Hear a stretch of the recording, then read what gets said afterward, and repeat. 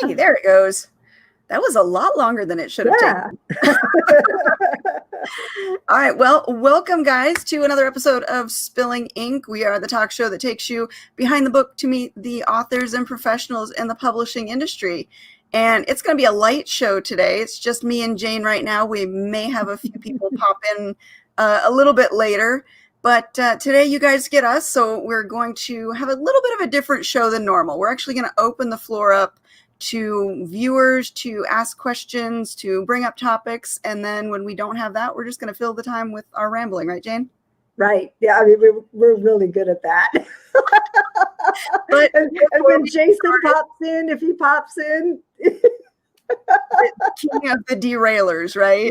Yes. All right, well, let's get the business out of the way first. We always have to give credit to our sponsors. And our first sponsor of the evening is Go Indie Now. They are the online indie artist network who offers exciting new content weekly, monthly, and seasonally. All of which highlights and supports and promotes indie artists of all art forms. And you can find them out at goindienow.com, subscribe to their YouTube channel, and follow them on Facebook.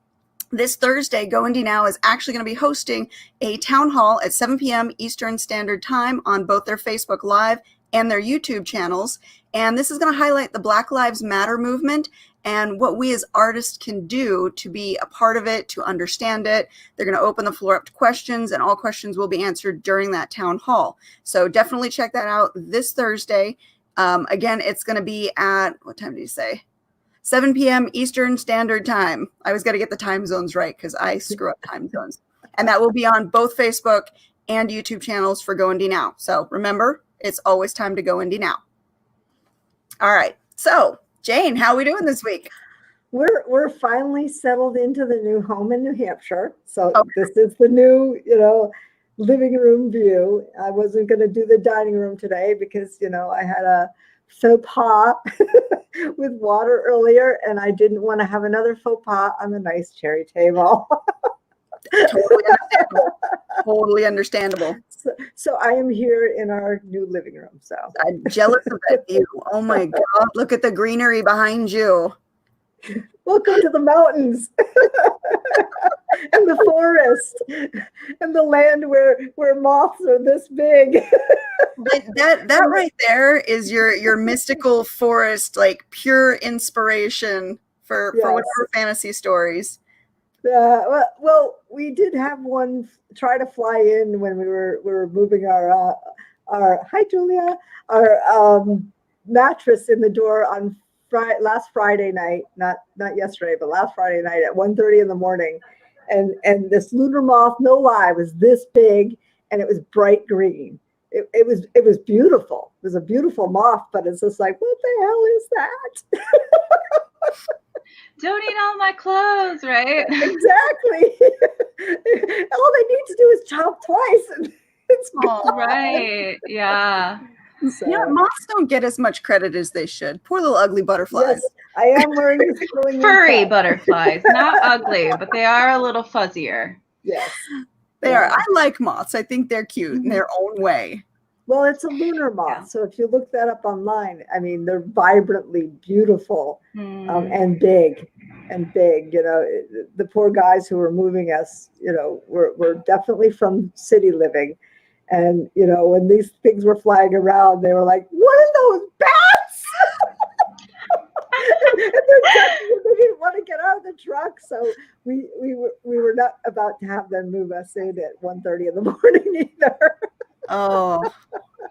So you didn't have much luck with the moving company, did you, Jane? They ended up coming. The guys who moved us ended up coming through for us. So I'll just put it that way. They they got it done along with my husband. So there were actually 4 movers if you count my husband. So really, the moving company owes us money. owes us manual labor. Right. But yeah, no, we got here and we're finally settled. So I'm back on. Last week there was no way. Oh no, right. We wouldn't have expected you at all. No, we got the furniture got moved in by 12:30. So bats.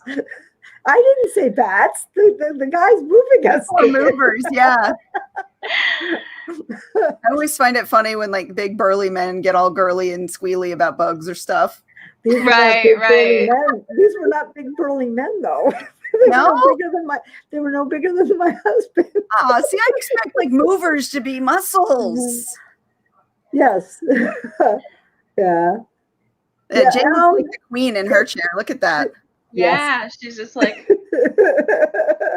Well, I also have a back thing. I don't have it on because apparently it's like a little back massager and it buzzes, and apparently it makes a lot of noise downstairs where everybody is. Where my in-laws are, they came up and they're like, "What are you doing?" So yes. That's funny because you were asking me right beforehand if I could hear it, and I'm like, no, I don't hear anything. And then your mother-in-law comes up and she's like, "What are you doing?" Like, I have this back massager. Vibrates everything around it, apparently. Yup. Sounds like a good back massager, though. Jeez. See? This thing. Oh, nice. Contoured and everything. Oh, yeah. Oh yeah, right in the lower back, and it's wonderful. So Jane, since you've got all that beautiful inspiration behind you, yes. Are you writing? I am hoping to finally sit down and write tomorrow. Okay. I have not been on the computer much at all this week because at the end of the workday, the computers went away and the boxes needed to be unpacked. Mm-hmm, mm-hmm. We had 84 boxes. Oh wow. Yeah. Nightmare. Yes, exactly. And I think 40 of them are out in the dumpster we got now. Okay, I gotta ask this because I'm a box hoarder, and even as I moved into my new place, I was like, no, we need to save the good boxes for the next time we move because there will be good boxes. Yeah. So I've always been a hoarder. All our totes we kept. So those are the plastic boxes. Yeah, you got to keep the plastic bins. Oh yeah, for sure.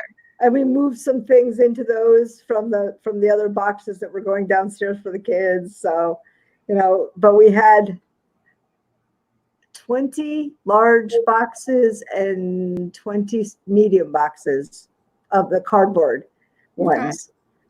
So, or maybe more. I don't know what we had. It was just obscene.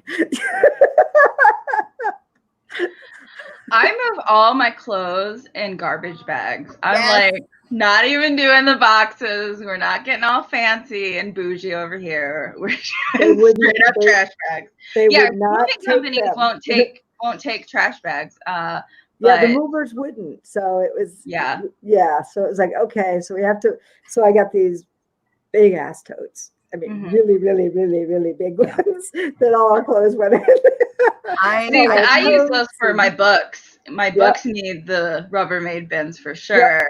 Start stacking piles of books in there, and then throw the clothes in the bags and get out of there. Right. Well, at home we had two bookcases, which were up here, and then we had all these built-in bookcases. So I had mega books and mega places for movies and things like that. Here we have two bookcases. And I'm like, as we're filling it in, I said, I need 2 shelves for my stuff. Right. And he's looking at me. I said, 2 shelves for mine. I don't care what goes anywhere else, but and literally I've got 50 books. so I'm like, I had to put rub it in a little bit more. Yeah. And I'm like, well, some of them I put the trilogy books up instead of the individual ones, so I had room. Oh, trash bags. Trash bags. Yeah. When I moved in the van across town, 15 trips, I swear, in the van, I piled up. I did like the laundry bag style with the trash bags, so I just folded them up over the hangers and laid them flat. Yep. I filled my entire car, like top to bottom, with trash bag filled with clothes, right, for all the closets. So Katie and I both moved recently. So during the COVID stuff, and all of this, I know. I know affected me and the writing, being able to sit down and write. I know it affected her as well. So we're trying to get back into the groove. Right. And it's very difficult. we need your help. And then we're talking about not only you, Julia, but we need our audience too. We need some ideas. We need some inspiration, some motivation. Yes. Yeah. We need to start doing sprints again. I haven't done a sprint in like a month because I was freaking out last month because I was like, oh, I need to finish my book. And then I finished my book and I was like, I'm not going to think about writing for a long time. Right. And so now I'm like, I need to start plotting the second book. Mm-hmm. And then I got sick. As Katie knows, I am on like 3 different medications for a sore throat, throat issues and swollen tonsils and stuff. And I just like slept all day. I woke up and I had like a sinus migraine. And then, because I'm on steroids and antibiotics and like all this other stuff, my stomach was just like, you can't take any of your pills without throwing up violently. So it like took me an hour just to take my pills. I was just like sitting there like chewing on a bagel, like just trying to survive my life, Yeah. So I was like, I'll get so much done today because I'll actually be awake during the day for once. No. It's like I woke up at 6:30 and I was like, my sister had gone out and bought yogurt, so I was just like eating yogurt. Yep. That was my life today, literally. And then Katie's like, hey, be on the show. And I was like, 5 minutes to put my face on, I don't have a face on. I'm like, you don't need a face on. My face is like bright red from the steroids, and like I've got like bags under my eyes being sick, and I'm just like red panda raccoon right now. I keep adjusting these because I showed Katie. I only have one thing.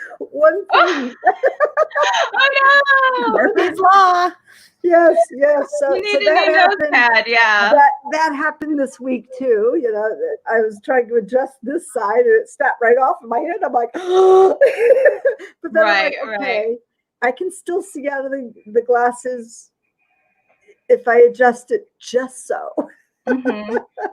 If I don't, everything's blurry because I'm blind as a bat. Right. But yeah, no, we are trying to get back into the writing groove.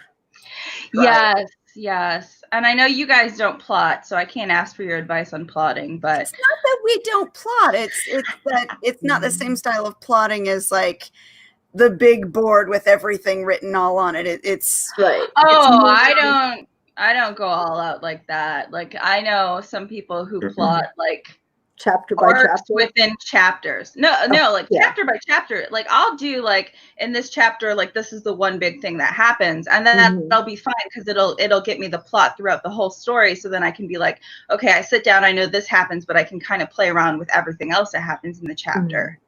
Getting from one point to another. That's not too much for me. But like I know people who will do like full arcs within each chapter, and then those chapters arc with the 3 chapters, and then those arc with the and they get really intense with it, and that is too much for me. Isn't that like writing the book? And they draft right there, and they are able to write the book in like 30 days, which I am not, but more power to you. Good job. Right. So I mean, everyone's process is different, whatever works for them, and I find every time I write a book, I find a different process works. So I'm constantly like changing, like and tweaking little things because what worked for book 1 does not work for book 3, Oh yeah. For me, for sure. Yeah. But I need to edit. I finished book 1 last month and I was very happy. And now I need to edit. And I'm like, edit that thing until you hate it. That's when I know I'm done. When I absolutely hate the book, I'm like, I gotta walk away now. I feel like I hate it before, like just looking at all the comments from Rebecca. Like I mean, I knew it needed work because I do very bare bones, like with dialogue and stuff. And so I'm like, help me, edit, put a lot of comments in. And then I see all the comments and I'm like, overwhelmed, too many comments, I love editing other people's stuff, but when it comes to my own, it's just like I put so much pressure, like writing the first draft, I don't feel as much pressure because I'm like, it's not meant to be perfect, but like editing is when you're meant to make it perfect. So now I'm like, how do I make it perfect? Yeah. That really messes with my mind, I swear. That's when you got to pass it off to a beta reader. Right. And get the feedback to tell you where to perfect rather than, going crazy over figuring out what to perfect yourself. Well, it's got comments all over it because Becca edited it. So it's not like I don't know where I need to do stuff. I'm just like, it's the how to make it perfect while I'm doing that like trips me up. Yeah. Yeah, the overwhelming plot holes and forgotten threads. Absolutely. Yeah, I know the current book I'm writing is going to have a lot of holes that I got to fill in, but right. At this point, I just want to try to get it to the end of the story. I'm still at that dinner. Wow. that dinner scene. I haven't gotten very, very, farther than I was the last time we spoke about it. I can't really say anything because I'm still essentially the same spot I was into. So yeah. You did get your 20,000 words though. I did. I hit the 20,000 mark, which is usually when the story gets easier for me. Yeah. And I have a feeling I've got to alter my plot idea because I keep drawing a blank on the 3 instances I need. Yeah. And until I figure those out, I can't seem to move forward. And I keep going back over original chapters rather than pushing forward. Yeah. Right. I think you're probably doing a little bit of what I'm doing. It's like a mind trip where you're like putting pressure on yourself to perform, and then that's like making you procrastinate actually trying because there's so much pressure. We do that to ourselves as writers, and we do that to ourselves. I know I'm a perfectionist, so I'm like, oh, it has to be perfect. Like I can't just like muddle through a couple of ideas and then go back and fix it later. Like I gotta nail it the first time, so like, yeah, but no, it's like the truth is like you can edit it as many times as you need to. You can rewrite it as many times as you need to. So like if it's a crappy idea, like try writing it anyways and see what happens. You might like come up with something brilliant in the middle of it. Right. And that's very true. The sometimes throwing shit at a wall approach is the approach you need. You can always clean it up later or get rid of it. But at least getting something on the page does help. Yeah, getting your brain working. Yeah. Exactly. That one day that you guys, I said I needed inspiration. They're like, let's do a sprint. I'm like, but I don't know what I'm going to write. And they're like, we're doing a sprint anyway. And I'm like, I'm just going to write hi over and over and over until I write something. Right. I literally just sat hi. And eventually I figured a conversation out in my head and I started writing the conversation. Yeah, that was a great combo. You shared it with us. I've done that where I'll just be like, I don't know what to write. And then sentences will just start coming. And you just like flow into the actual story. Yeah, it's like I'll figure it out as I go. Just write whatever seems logical in my head at the moment. And sometimes it's not logical at all, but sometimes it's like, ooh, okay, that makes sense now. I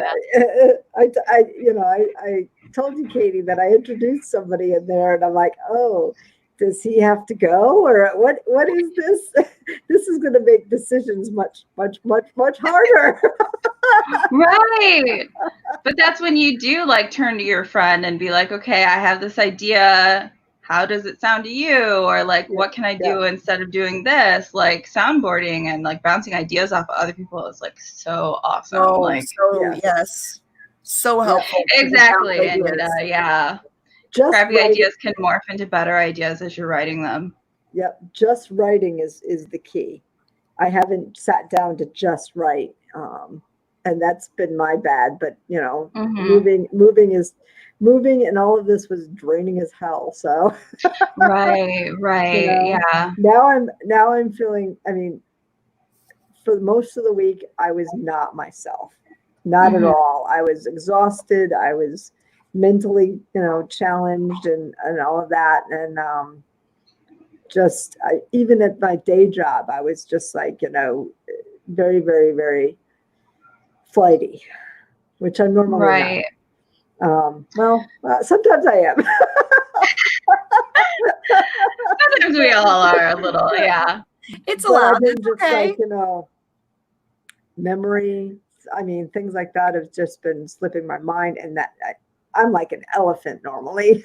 Well, that's a lack of sleep and everything. Like I was talking to someone and I was saying how awful I've been at just like taking care of myself the last 2 weeks. Like as far as getting sleep, as far as eating on time, like I'm still eating, but I'm like eating like 3 hours behind my schedule and like wondering why I'm so hangry, you know?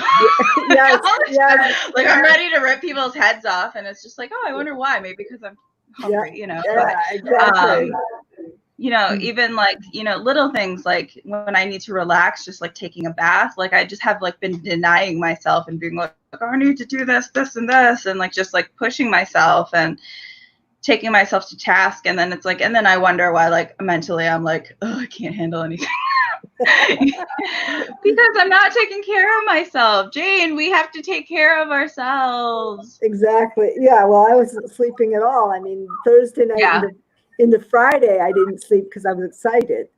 I was really excited. You know, we're moving, we're, you know, doing that. And as Friday came, you know, progressed, that turned from excitement to anger.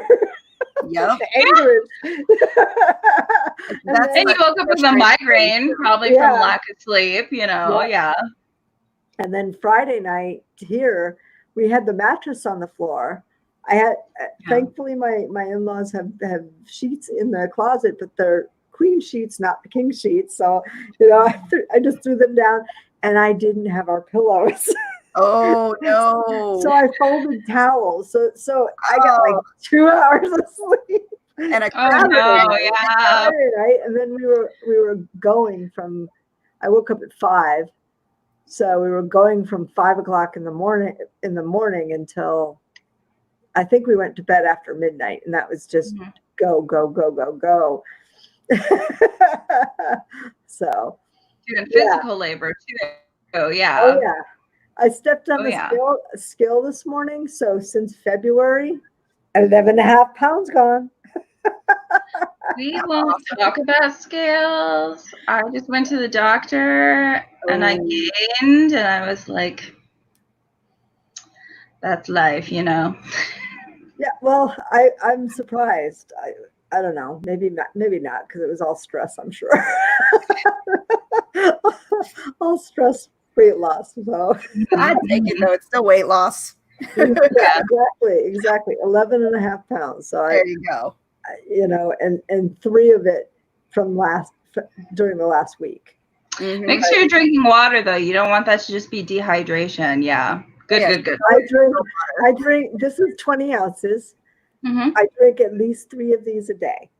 Oh, that's amazing. I am so bad. Like I'll drink stuff, but I don't drink water. Which is like really bad. Really bad, I know, but hey, look at that. Yay, hi Linda.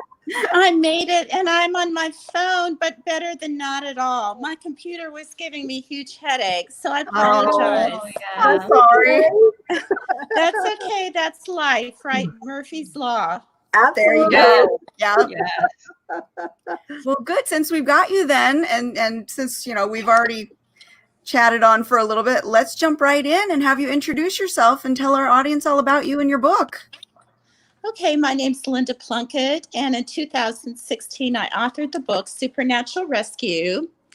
And this is a true life memoir. I had developed a brain tumor in late 2012, had a near-death experience, and went through a lot of pain and suffering. And basically, I wanted to write the book for other people that were also experiencing pain and suffering.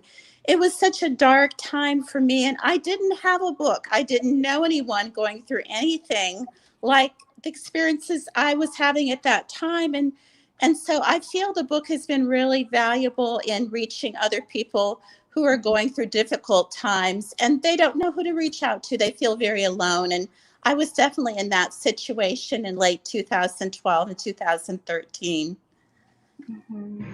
That's absolutely awesome. You're right. A lot of people wrote that. Yeah. To find information to help them. Well, I was a psychologist. I still am a psychologist, had been in practice for almost 20 years. And I was in perfect health, never had an issue with my health. And then suddenly to have a brain surgery, not be able to walk, to talk, to think, and basically shut down my entire life. It was devastating. Plus, on top of that, I felt like God had left me, and I just felt totally alone and totally isolated. But I've been really using my experiences to reach other people. I do inspirational speaking. I've spoken for a number of groups, do frequent podcasts, and you really use every opportunity I can to reach other people. This has been really not so much about really writing a book to make money, but there again, to really reach people who need my help. Right. Yeah, I have a niece who has moya moya. I don't know if you're familiar with that. It's not tumor, but it requires brain surgery, and she's had two. Well, she started this when she was 19 at college, actually up in Plymouth, where I am now, and she had a stroke. Oh, I'm so sorry. I'm so sorry. And you know, it's terrible brain when disease thing is tough. Oh, you know, and if you've never been there and you've known absolutely no one who's gone through that, just to feel so empty, totally empty and so alone, it really is devastating. But one thing I can say, I've learned so much that now I can reach out and touch other people's lives, and people understand that I have been there and I know what it's like, but not many people have been down that road. Oh yeah. Yeah, absolutely. I mean, it's a tough road to go down and recover from.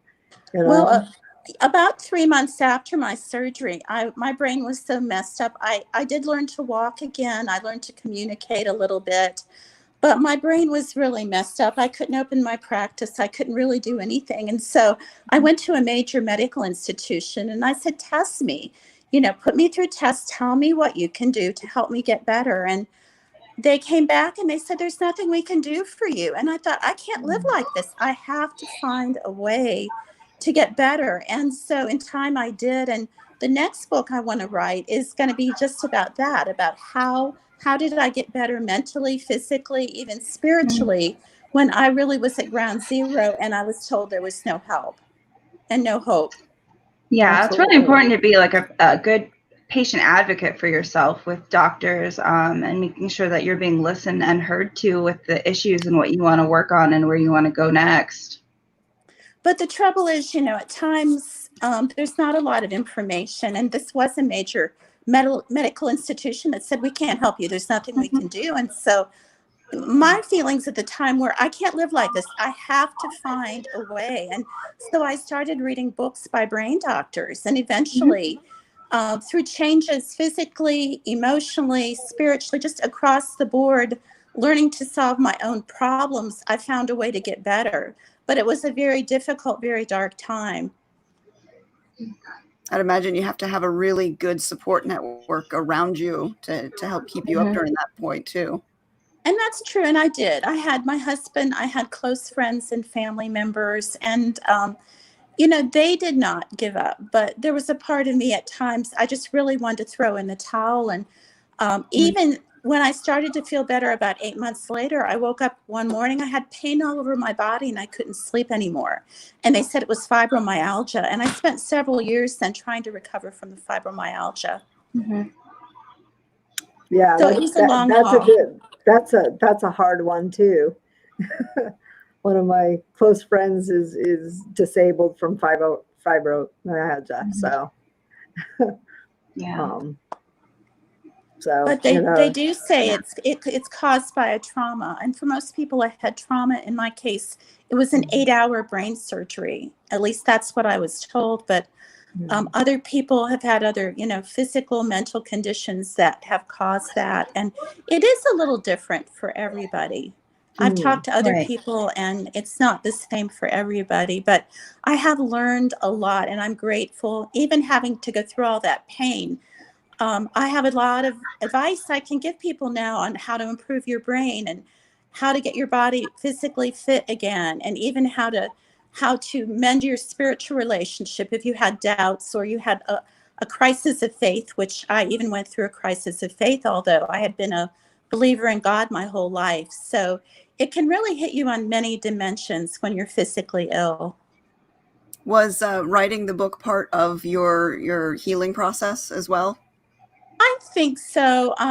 There again, it was a very dark place for me, and I wanted to be able to write a book that could give other people hope that no matter what, how bad it was for them, that they could, no matter what major doctors or medical institutions would tell them, there's still a chance to get better, and that with God, all things are possible. And so my nonprofit has been called Hope for the Hurting. And so through 15 to 20 years of counseling, I tried to give hope for the hurting, but now I'm offering it in different ways via writing and speaking. And also, I just developed an online course to help people so that they can get the help online. So many people want to go to counseling, they want to get help, but they don't have time in their busy schedules. So the program that I've developed will help people fit that in their schedule wherever they can make the time. For some people on their lunch hour, for other people maybe after work or early in the morning, but it gives them the flexibility. That's the hardest thing today is finding time to squeeze anything in. It feels like even when our days aren't packed, they feel like they're packed end to end with things to do, requirements people have of you, things that you might have put off that now can't be put off anymore. So it's hard to really do anything for self-care, which we were talking about earlier. Self-care is so important to being productive. Yeah. And that's very true. And when I was counseling, people would say, how long will it take? And to get started, really 3 to 6 months in therapy and say weekly sessions. But I've developed now a 90-day program that people can do in their spare time. So it does give people flexibility without having to leave their homes. Right. And I found with therapy, as far as like how long it takes to see progress, is really like, what are you willing to put into it? Like, are you willing to do the hard work and do those, push past, whether it's traumas or like blocks that you have in your own development that you're like, I know I need to work on this, but I'm not ready to yet. Like, putting it off, means you need to go for longer. It's so hard to put a time frame on like when to get better. And that's very true. And I think it's easy to put off and procrastinate, but the longer you procrastinate, then your progress and seeing the healing. And I mean, it's worth it. I grew up with a lot of issues, and if you can put the time in, you won't be sorry, because it will change your life. From now on, your life can be different. And that's exciting, knowing you can have a new future. Absolutely. I think people struggle. Yeah, I'm a success story for therapy for sure.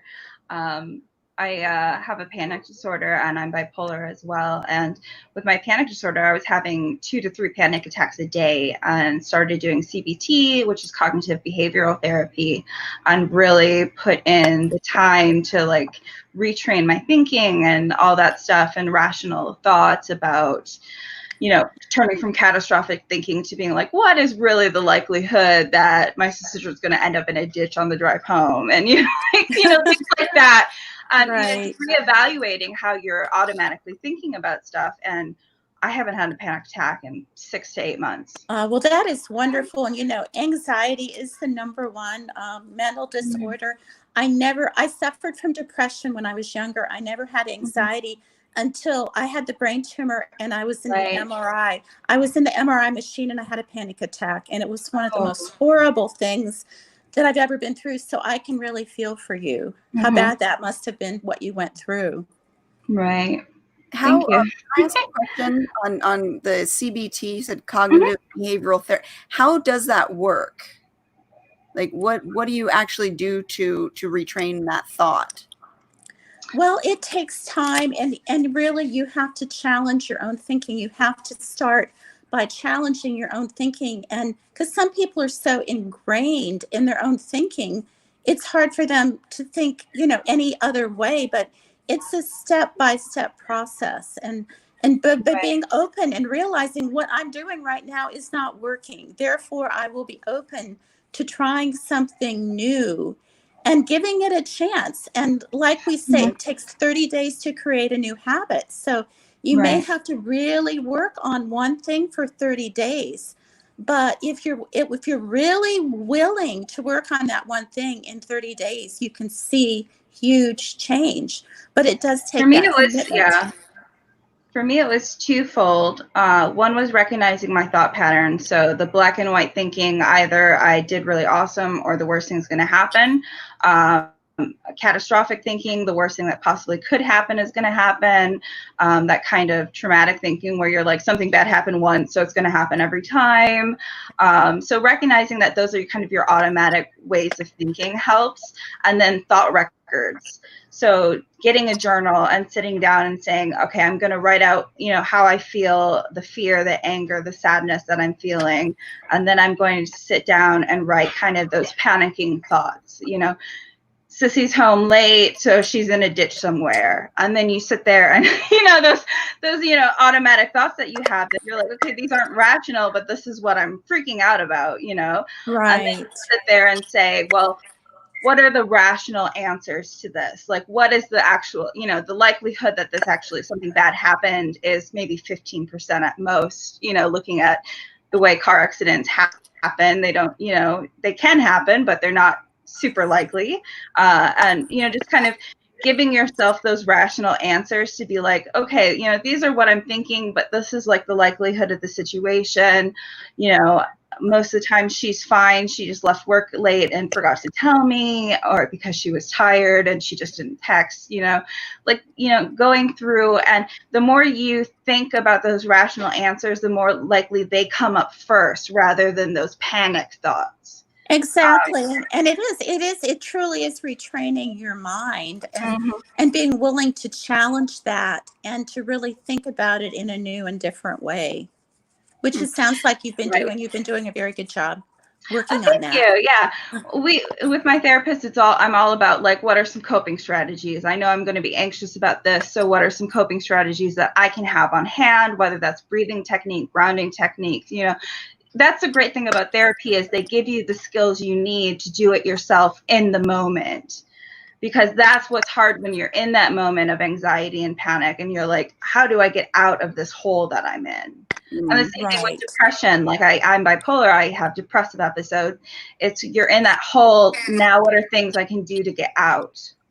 Exactly. But it is, and it is a process, and you have to be willing to work through that process. But eventually, as it becomes a habit, you'll have such a relief knowing that you can let your past go and you can move into the future with what is working better for you and making you into a happier person. Yeah, but I congratulate you. Yes, congratulations on that. It's but hard. Every mother, It really is. It's every very hard. Yeah, Julia, your anxiety about when your sister's coming home. That's every mother. That's every mother when their child is late. Exactly. And you go through the range of emotions. Okay, I'm angry. Then I'm sad. Then I'm scared. Then I'm angry. Then I'm sad. Then I'm scared. Right. You're cycling through the what could have possibly happened, and they don't answer their phone, so it makes it worse. And then they're driving and the phone's in the purse and they just don't answer it and you're like, what is going on?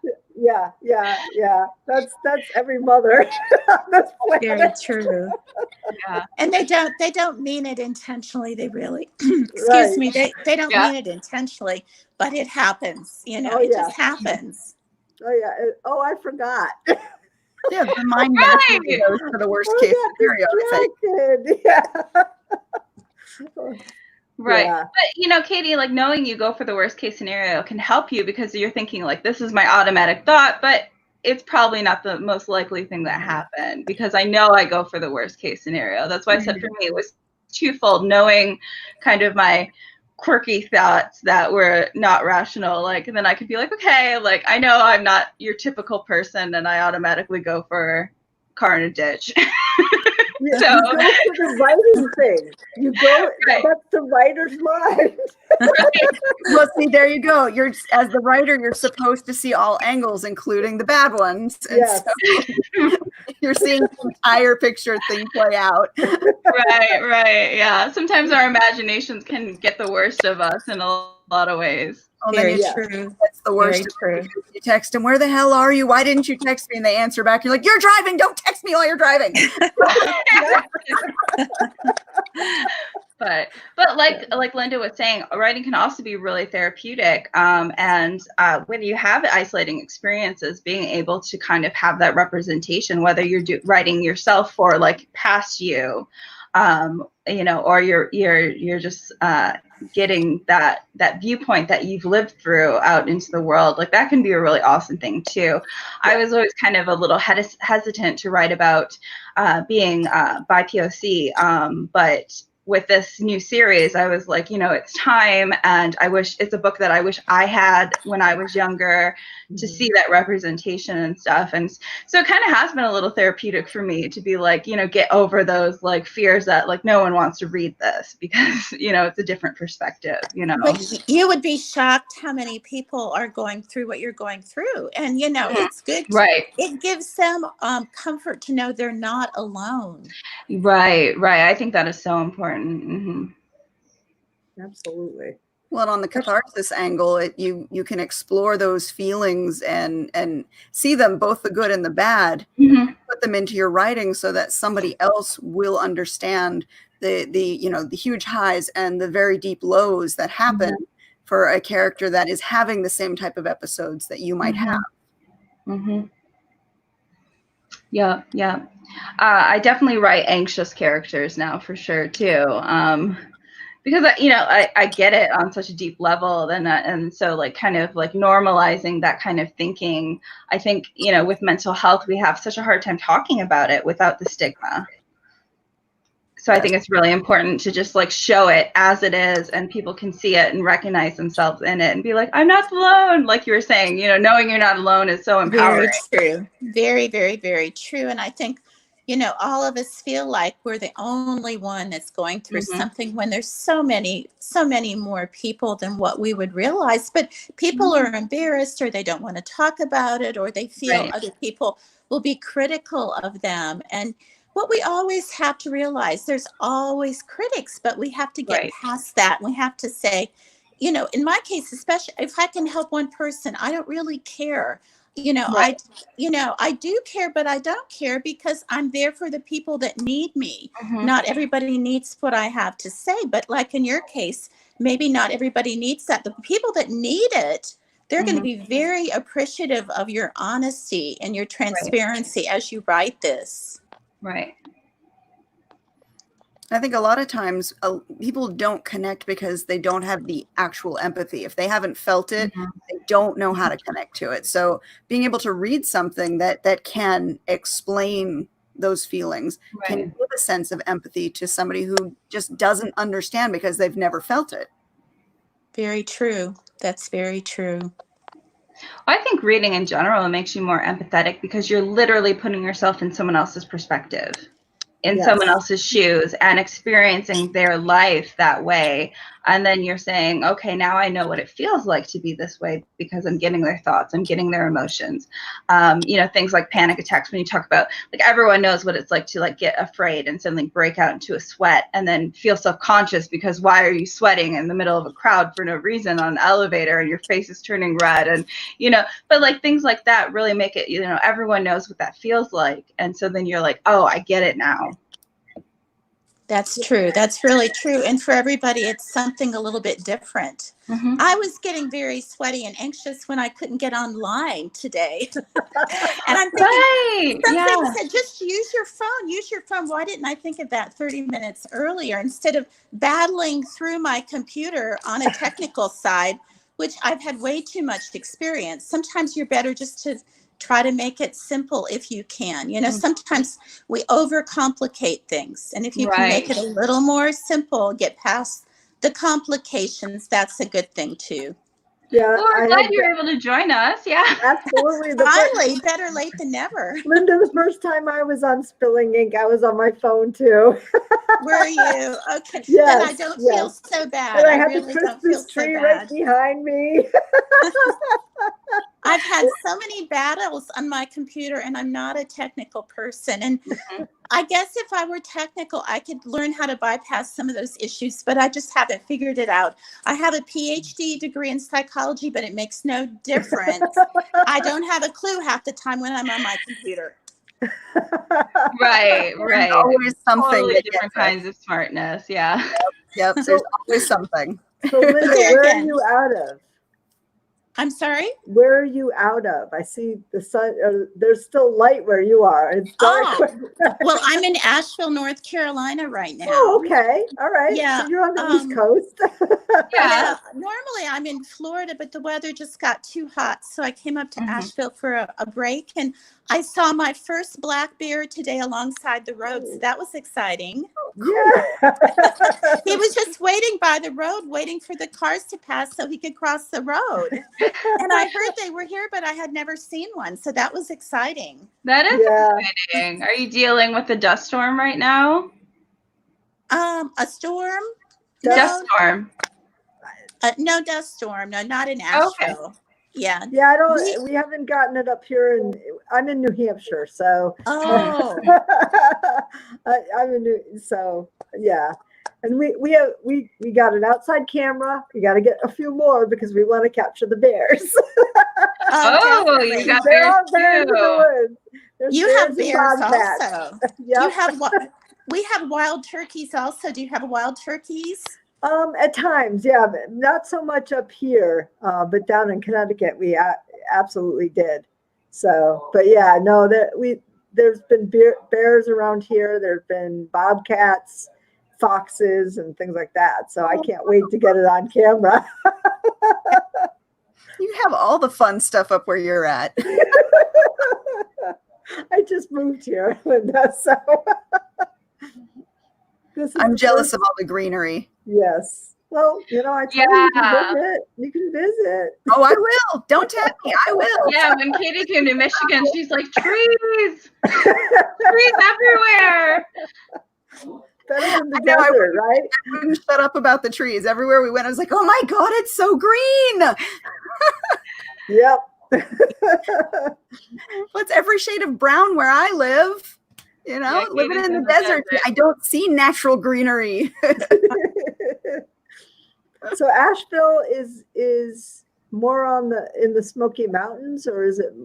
Yeah, it's at the edge of the mountains. Okay. And the great thing about Asheville is in the winter, you can still get in and out of your road about an hour from here on the slopes. So that's another story. You might have an hour away, but the scenery is beautiful. And I mean, the hills are beautiful, but we don't have as much trouble in the winter maneuvering, getting around in the higher mountains. We have to talk about this little comment by Bruce here.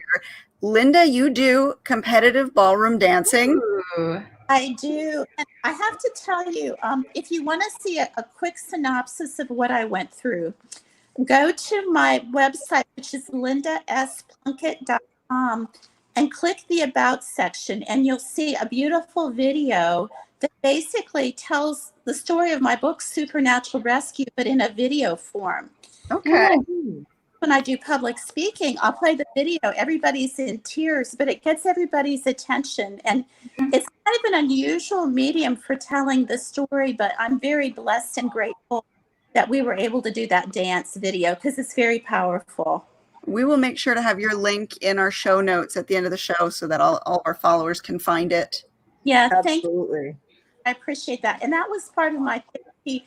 After I learned to walk again, I went back dancing. My balance was terrible. I had to go through months learning how to walk, but actually something about dancing that helps my brain and also helps my balance. So it's been very helpful to me, both physically, but also for my brain. That's awesome. Fantastic. That's amazing. Yeah.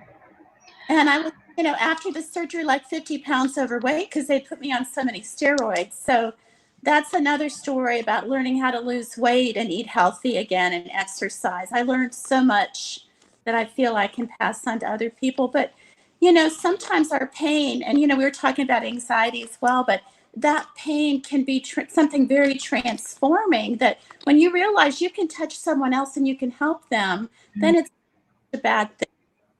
Right, right. I think It's amazing how the brain works, though, because, like when you think about why we sing lullabies and songs to children and nursery rhymes, it's because it helps them learn how to talk.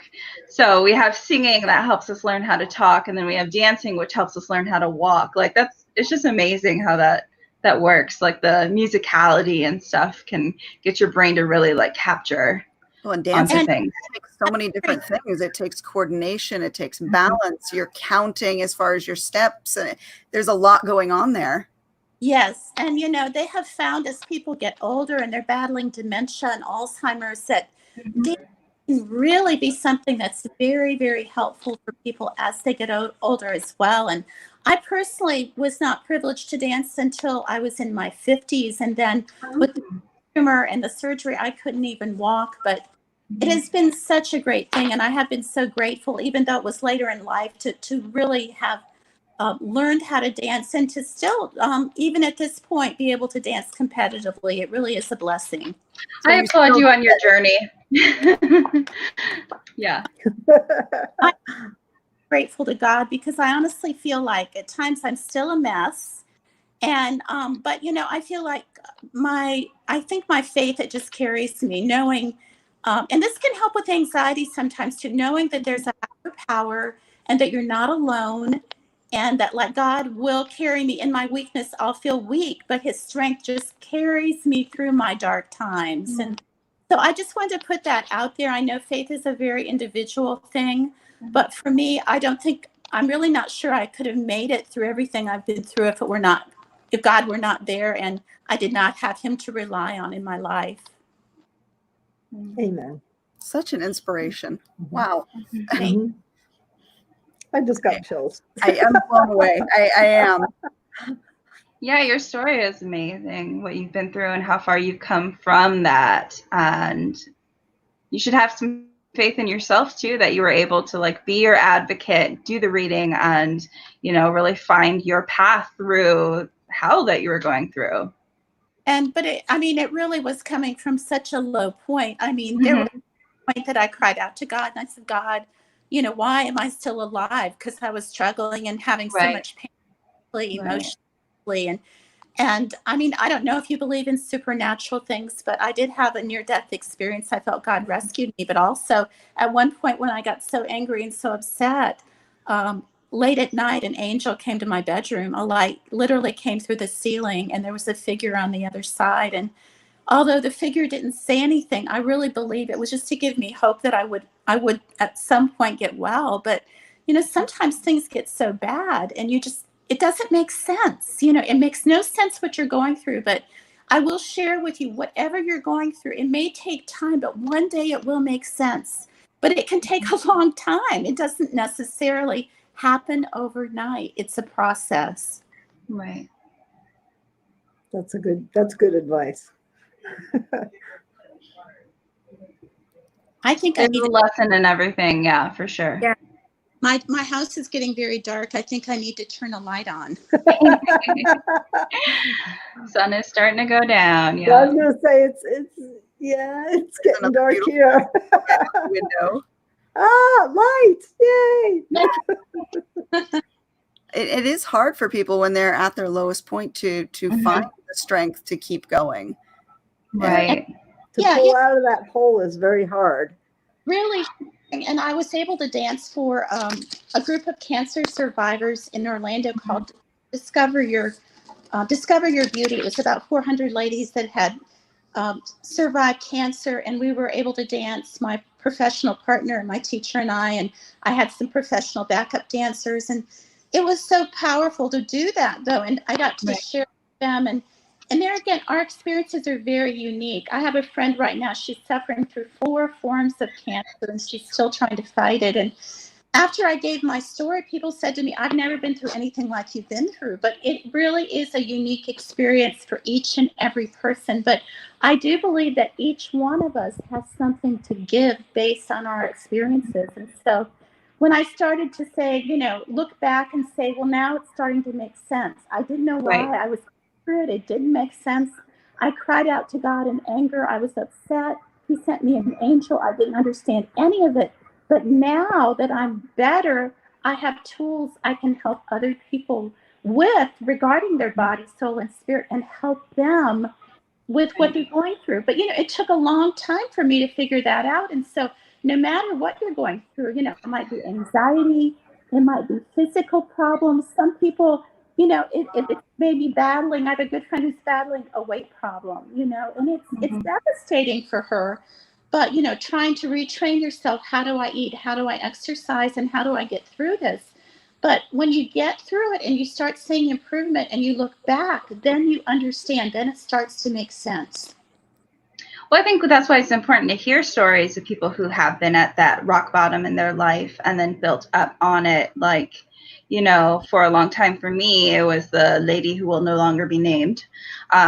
She talked about rock bottom was the foundation I built my life off of. And it's like hearing those, then when you're in that moment, you can say, like, you can get through it. Like, other people have survived this and gone on to be what they wanted to be. And so, like, knowing that you can get yourself through harder times as well. Yeah, and that's true. Like, and again, in my case, it was like relying on God or relying on, something outside of myself. For so long, I felt so bad. And I couldn't see that light. I couldn't see the light at the end of the tunnel, but I knew that I was still alive. Sometimes I felt I shouldn't be alive. I felt almost guilty for being alive. And that's right.